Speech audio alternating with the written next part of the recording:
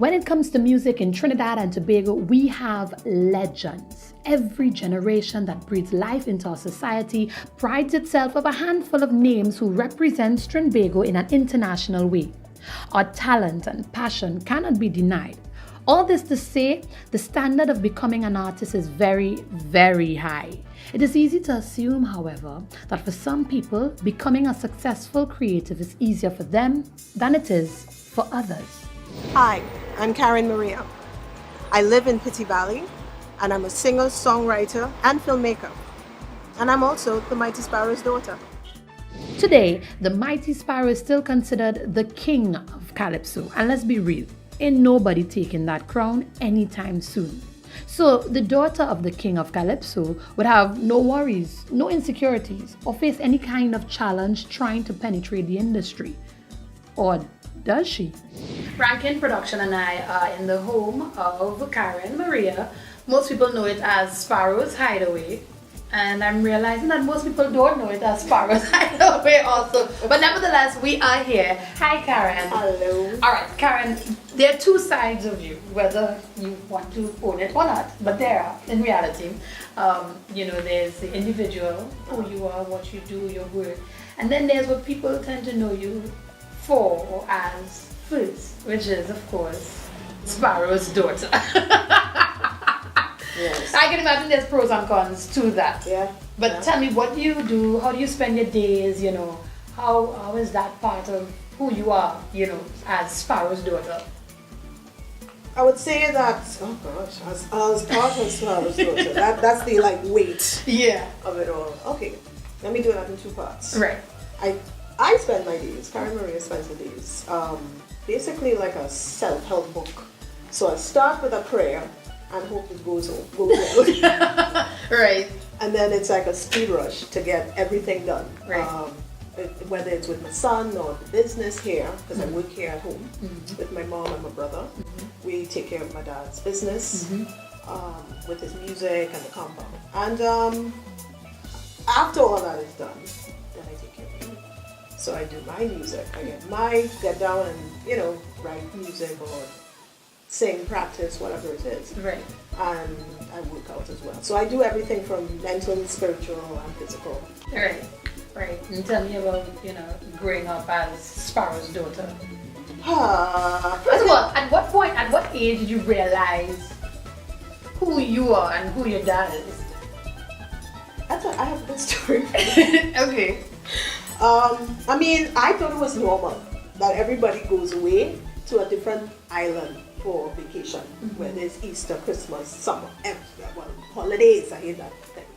I thought it was just normal, so not knowing otherwise. I'm doing that and that's fine. We were in the airport and we're hearing real loud. How old are you?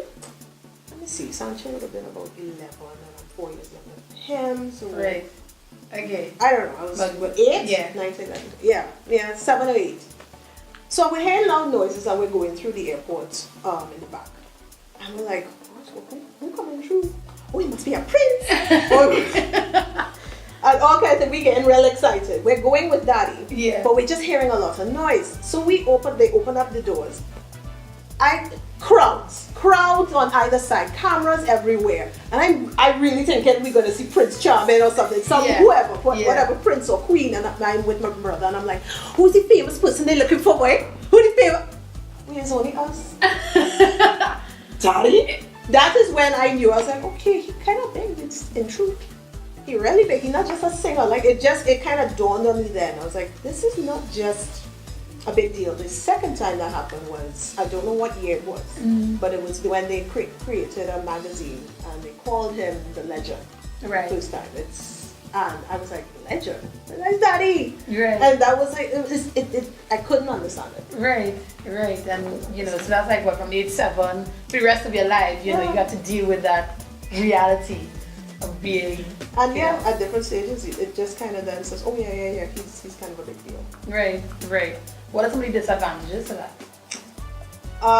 Every time someone actually did take the time to get to know me to become my friend, every single one of them. Yeah, girl, you're so nice. I always thought that you was a BIT Right. I always thought you were snobby. I thought you felt you was better than everybody. And I'm like, and you didn't. I don't know why. Right. So a lot of people would think I'm stuck up, or that I feel I'm better than them. Right. Simply because of who your father is. Or... Yeah. They'll just think that's what I'm thinking. Right. Especially, I was always shy. So I would just come into the place, sit down, I'm quiet, I do my business. And then I literally got like a friend later on saying that, yeah, they just thought, she on that. Yeah. She ain't talking to nobody. I scared to death of you. Right. Right. Okay. All right. So you're also interested in music. Yeah. But not just music only. You've done studies in fields outside of music. Tell us about that. Well, I went to Brooklyn College in Brooklyn, New York, and studied film. I had that as my major, and I minored in theater. Nice. And loved it. Absolutely loved it. I did the whole mecca of like production, camera, but I specialized in screenwriting. Nice. So not only writing for music, you know, writing for screens. Yeah. What then? There's something about words that excites you. What is that? The ability to control them. Like, I think I have a little bit of my mother's control freakness.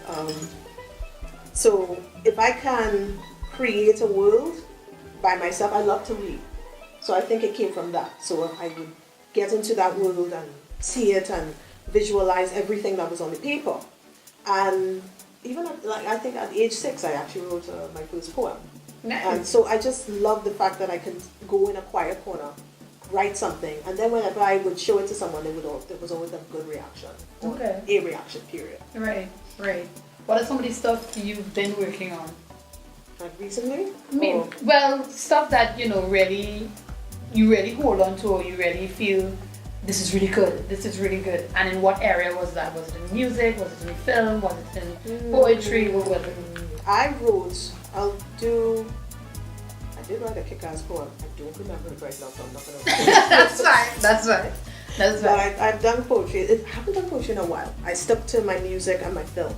My film, I actually pitched it without even realizing it. I was interning on MTV at the time, 2001. And I pitched it to one of the producers because he took me under his wing. He just thought I was cool and nobody else was really taking me on. Right.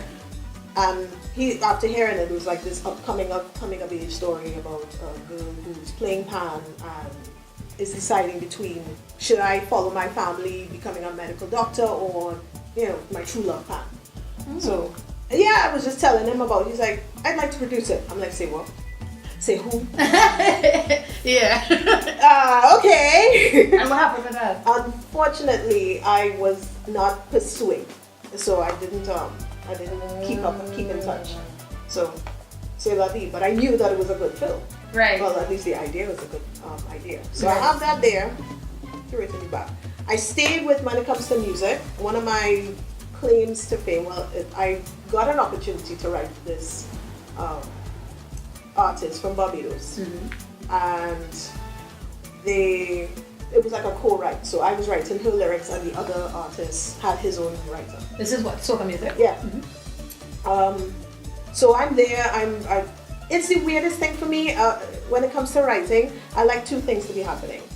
Give me like very little time to do it. So put me in a corner, pressure, like, okay, I need it in 5 minutes, sure, and I'll just write really good. And put me in a car or some kind of travel, like, I know. Movements. I start to like, okay, I start to get things going, especially in there. So on the bus home, by the time I reached home this was in Brooklyn, by the time I reached home, I had half the song. I reached home, listened to a song on the radio, some soca random song, and I was like, and I got more vibe, and I finished the whole thing. Right. The co-writer come in to work with me, and I said, well, I finished my half. Right. It's like, okay, hear it, he loved it, he did his part, and then we heard Alison Hines loves your song, and they recorded it. Look at you! Hey! My first one. Nice. It was good. It was, you know, it wasn't like out there, but I know it's on a record, and you know, that's still a big deal. That's a huge deal, you know.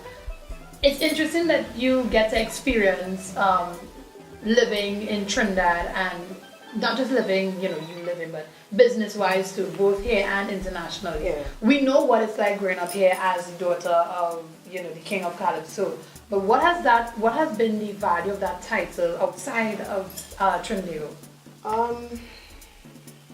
For example, like when you did the intern at MTV, did people there know who you are? I never said. I actually, because it was such a frustrating thing where people would take. I wanted to be my own person from very young. So even trying to get into John Lee, I would not. I said, Mom, Olia, don't talk to anybody. I want to get in, and I didn't get in, and I felt good because it's like, well, I went, and on my own merit, I didn't get in. Fine, I went to Holy Name, and I was the hell with Olia, but yeah. But I was very, very, very independent in that way. So when I went to the States, I milked that. I was like, the people in college, on day before graduation, people were coming up. Your sparrow daughter didn't know this, graduated with you, and didn't have a clue. Yeah. That's how it was for me. I liked the incognito thing until I realized I can be proud of it and not. Who cares if people want to feel, they want to feel. Let them feel it. Right. But I think it's fair. Just be myself. I think it's fair that because the reality is people will treat you different because they have intentions, and figure you could probably assist them in some way by knowing this bit of information and how we can get you on board. And I probably would have felt a how and would want to hide something like that too. Well, yeah, because whenever I did have it, did show it, it would be, you would feel it. You would be like, okay, yeah, you want to know him, or you want to get to, not with me. I would. That's when the BITC. Right. Yeah, which is only fair. You are an individual and you like to be seen as that. You want to speak to him? Here's his number. Yeah, I'm not going to be used to it. Right. That's good. That's great. All right, let's get back into you now. You recently launched yourself as a solo artist. Yeah. Finally deciding to focus on your writing and your singing. Tell us about that. Like why? Why now? Why not 15 years ago? Why it felt so important to do this now? And tell us about the music styles that you like and the music. That's a good question. I could say it. I'll say it in a few sentences. Back then, I didn't believe in myself, and I thought I had to be a certain type of artist in order to, like I had to be on major stages in stadiums in order to be successful. And I mean literally I'll write something and say, okay, so can I go on the stage? No, it can be in stages. And you may not want to be on the stage. You may just want to be in clubs. You can be whatever you want your artistic self to become. Mm-hmm. I wasn't comfortable enough to then be comfortable with where that goes, where my journey takes me. The second part was the art wasn't coming to me as easily as it is now. My first best performance in my opinion was on a stage in Brooklyn. It was a tiny little place. It was just to open up new artists, and I did my calypso song with a bunch of Americans a cappella. Had them. I said, okay, you all do the bass, and this one do the guitar, and then I did it. First a verse and a chorus, and then they continue. You just hear people just going on and keep it on and keep. And I was just in tears. I was pregnant at the time.